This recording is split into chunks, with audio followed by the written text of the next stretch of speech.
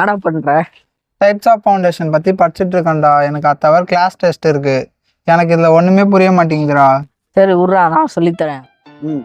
ஃபவுண்டேஷனில் 2 type இருக்குடா. ஒன்று shallow foundation, இன்னொன்று டீப் ஃபவுண்டேஷன்டா. ஷாலோ ஃபவுண்டேஷன்லேயே 4 டைப்ஸ் இருக்குடா.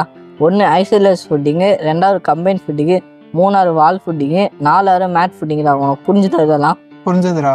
ஐசோலேட்டட் ஃபுட்டிங்டா. ஐசோலேட்டட் ஃபுட்டிங்கன்னா இப்போ ஒரு இடத்துல நம்ம காலம் போடுறோம்ல, அதுக்கு நம்ம ஃபுட்டிங் கொடுக்குறது தான் ஐசோலேஷன் ஃபுட்டிங். இது வந்து ஸ்கொயர் ஷேப் இல்லைனா ரெக்டாங்கிள் ஷேப்பில் கூட போடுவாங்க. புரிஞ்சுதா உனக்கு? ஓகே. கம்பைன் ஃபுட்டிங்டா. கம்பைன் ஃபுட்டிங்னா இப்போ நம்ம ஒரே இடத்துல நம்ம காலம் போட்டுனே இருக்கோம்ல நிறைய இடத்துல, அதை ஒரே ஃபுட்டிங்காக கொடுக்குறது தான் கம்பைன் ஃபுட்டிங்டா. சரி. அடுத்து பார்க்கும்போது வால் ஃபுட்டிங்டா. வால் ஃபுட்டிங்னா கண்டினியூஸ் ஃபுட்டிங்டா. இது எதுக்குன்னா நம்ம வால் சப்போர்ட் பண்ணுறதுக்காக இந்த ஃபுட்டிங் போடுவோம்.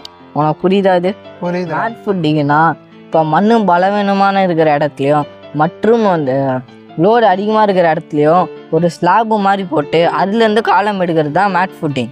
புரியுதா உங்களுக்கு? புரியுதுடா. இதான் ஷாலோ ஃபவுண்டேஷன். அடுத்து நம்ம டீப் ஃபவுண்டேஷன். டீப் ஃபவுண்டேஷனில் பைல் ஃபுட்டிங். பைல் ஃபுட்டிங்னா இப்போ நான் ஒரு இடத்துல அதிகமாக லோடு கொடுக்குறேன், அந்த இடத்துல மண் அந்த வெயிட்டு தாங்க முடியாததால் மண்ணில் தொலை போட்டு அதில் கான்கிரீட் கலையை ஊற்றி அதை காலமாக யூஸ் பண்ணுவாங்க. அதுக்கு மேலே நம்ம பீம் காலம்லாம் பண்ணலாம்.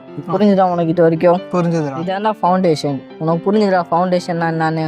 புரிஞ்சுதுடா. இதை வச்சு நான் டெஸ்ட் எழுதிடுவேன்டா. ஓகேடா.